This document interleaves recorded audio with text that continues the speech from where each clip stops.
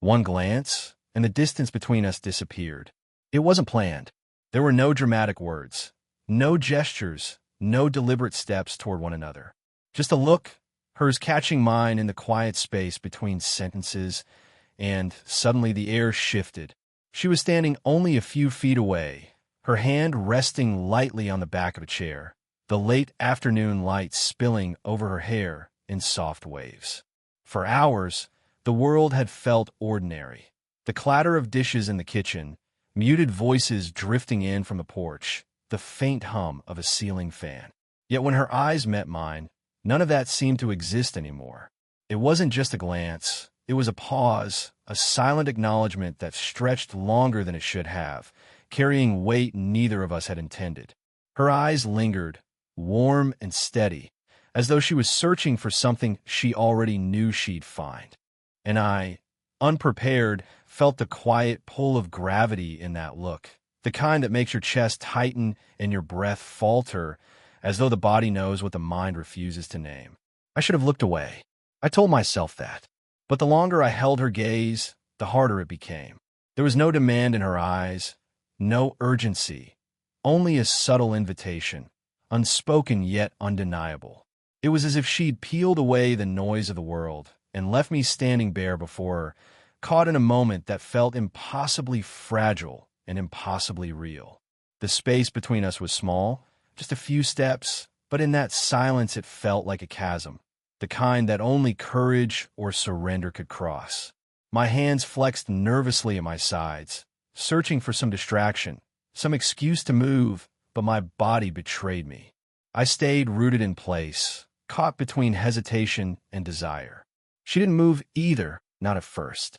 Instead, she tilted her head just slightly, the faintest curve of a smile touching her lips, as if she'd read every thought I hadn't spoken aloud. That smile undid me. It carried warmth, mischief, and something deeper, a quiet recognition that this was no longer just casual banter or fleeting curiosity. This was a threshold, and she stepped closer. Just one small shift, her hand brushing lightly against the chair as she passed, her eyes never leaving mine. The distance shrank, and with it, my pretense of restraint. I felt the nearness of her, the warmth of her presence, the faint scent of vanilla and sunlight, and the silence between us became unbearable. When she finally stopped, close enough that I could feel the faint brush of her sleeve against mine, she didn't speak. She didn't need to. Her glance had already said everything. And in that moment, the distance between us, physical, unspoken, imagined, dissolved entirely. She didn't ask. She just reached for me, and I let her. The moment was quiet, almost unremarkable on the surface. The rain was tapping against the window, steady and rhythmic, while the faint aroma of coffee lingered in the room. We had been talking about nothing in particular, the kind of soft, meandering conversation that drifts without urgency, when her hand moved toward mine. There was no hesitation, no pause to check my reaction. Her fingers brushed against the back of my hand, light as a whisper, and then settled there with a quiet certainty. It wasn't a demand. It wasn't even a request. It was simply an act, deliberate, confident, unspoken. I froze at first, not out of discomfort, but out of awe. The simplicity of it disarmed me. No build-up, no carefully chosen words, no attempt to justify or explain. Just her hand, warm and steady, resting against mine as though it belonged there. My instinct was to question it, to analyze, to wonder what it meant, to measure the implications. But the warmth of her skin against mine silenced all of that. Thoughts slipped away, replaced by the raw, undeniable truth of contact. And though every rational part of me whispered about boundaries and complications, I didn't pull away. I couldn't. I let her. Her thumb brushed once, softly, across my knuckles.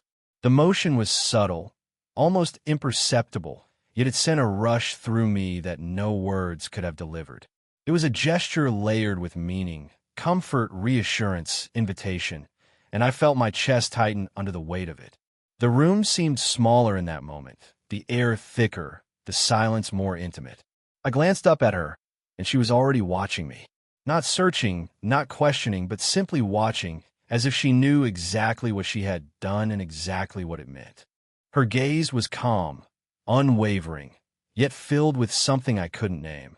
A mix of mischief and tenderness, confidence and vulnerability. I thought of all the things I could have said, all the questions I could have asked, but none of them mattered. Her touch was the answer to every hesitation, every doubt, every flicker of curiosity that had been building quietly between us.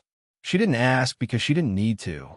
The truth was already there, suspended between us in every shared glance, every laugh that lingered longer than it should, every accidental brush of hands that had come before this.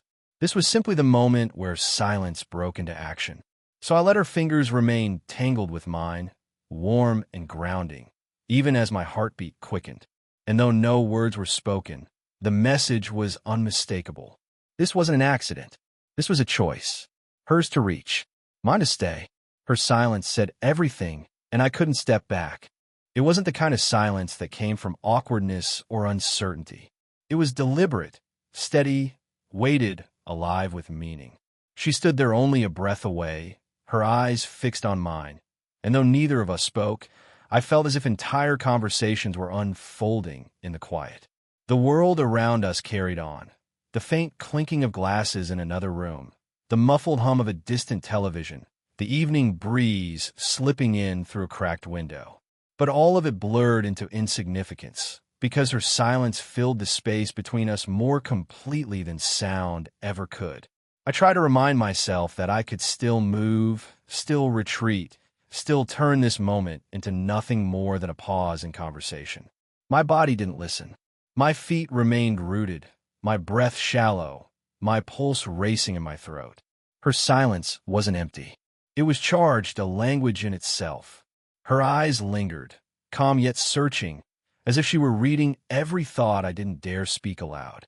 The soft curve of her lips held neither a smile nor a frown, but something in between, a quiet recognition of the tension we both felt. She didn't lean closer, didn't raise a hand, didn't need to.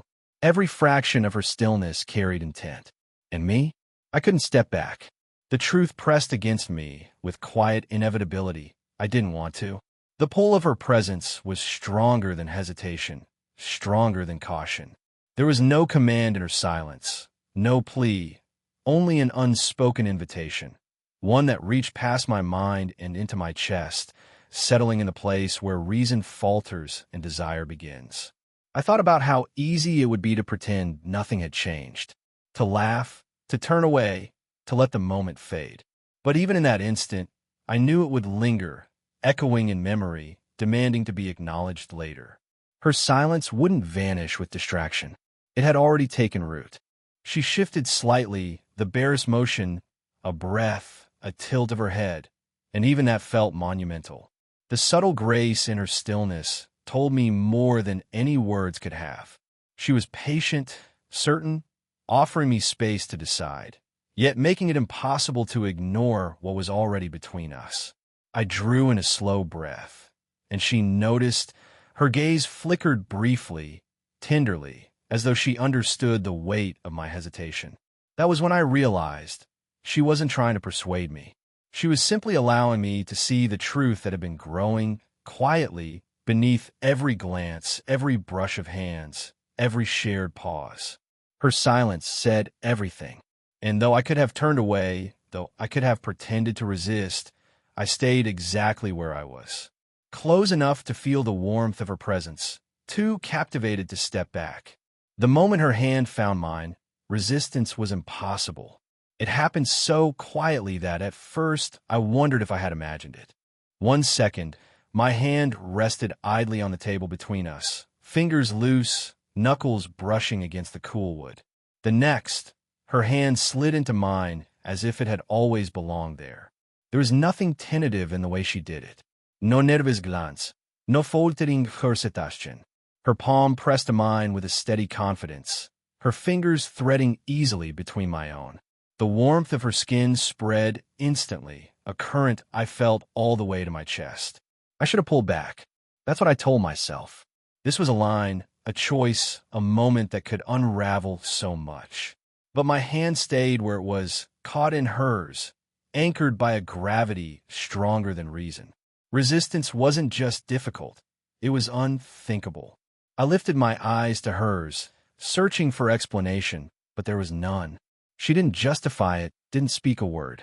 She simply held on, her expression calm, assured, as if she knew exactly the storm she had unleashed in me. The air around us shifted. What had been ordinary, the low hum of conversation in the background, the soft glow of the lamp above us, the muted clatter of dishes somewhere beyond, suddenly sharpened. The room felt smaller, tighter, as though everything beyond our joined hands had fallen away. Her thumb moved, just slightly, tracing the line of my knuckles. The touch was subtle, almost casual, but it carried weight. That small motion unraveled something I had been holding together for far too long. A breath slipped from me, unsteady, betraying how deeply I felt the simplicity of her touch. I thought of the reasons to resist, the caution, the uncertainty, the questions that had hovered between us for weeks. But her hand in mine silenced them all. There was no room left for argument when the truth was this undeniable, this immediate.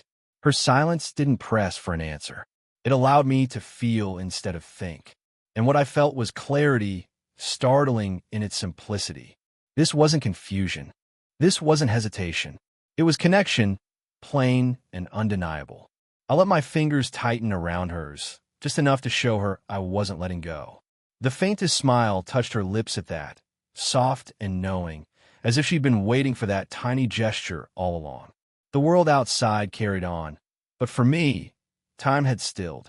There was no before, no after, only this moment, her hand in mine, the weight of everything unspoken pressing gently between us.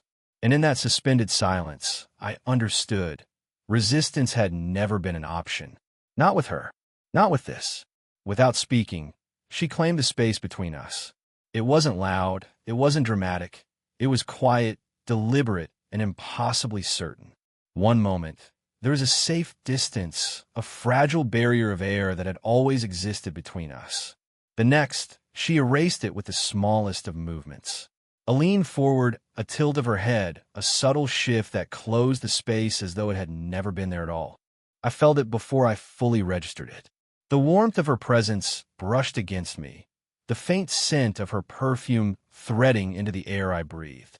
That invisible line I had drawn, the line I told myself I would never cross, vanished in an instant, and I didn't move to redraw it. She didn't ask for permission. She didn't need to. The silence she carried spoke louder than words, more persuasive than any argument.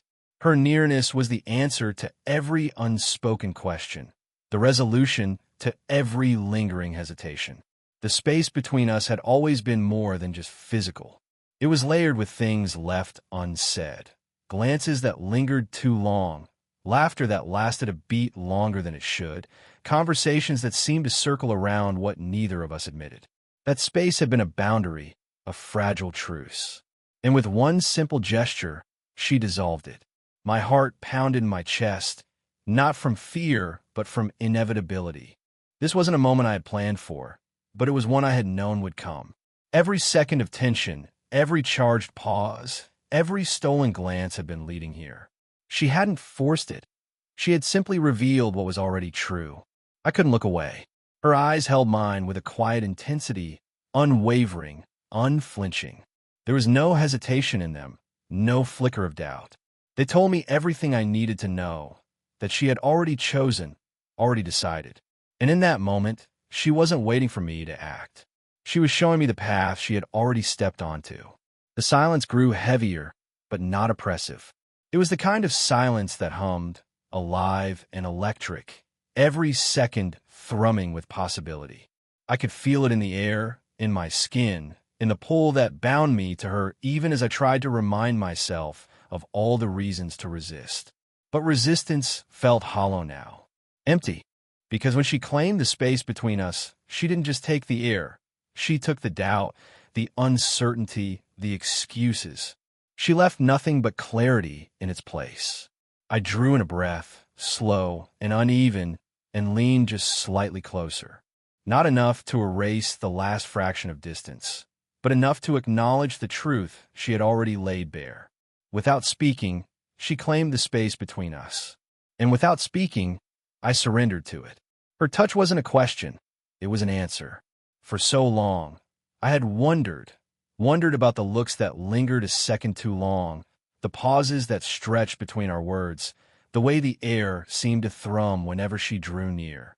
I had filled my head with questions, circling endlessly around what it all meant, whether it was real, whether it was safe to believe in what I thought I saw in her eyes. But when her hand brushed against mine, it was no accident. The soft weight of her fingers grazing my skin carried none of the clumsy uncertainty of chance.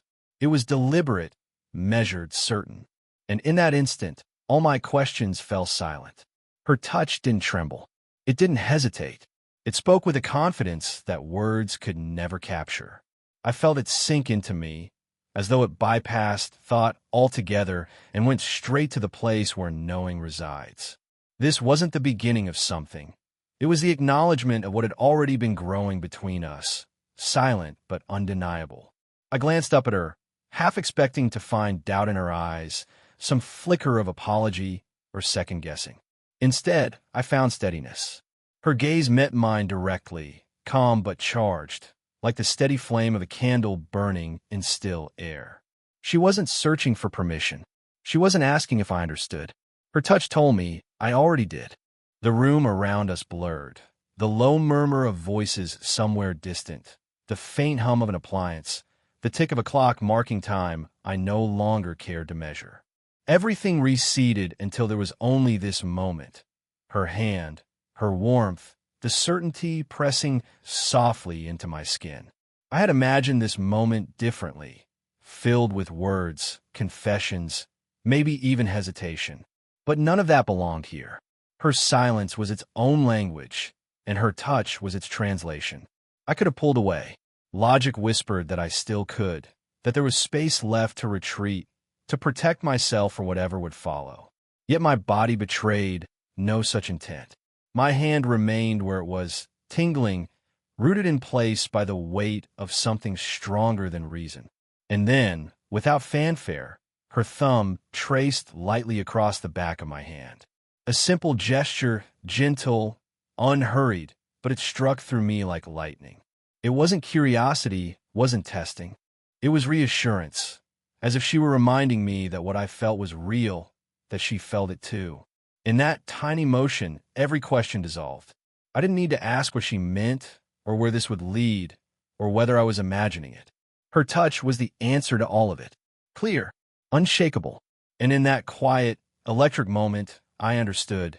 Sometimes the heart doesn't need explanations. It only needs the truth, spoken without words.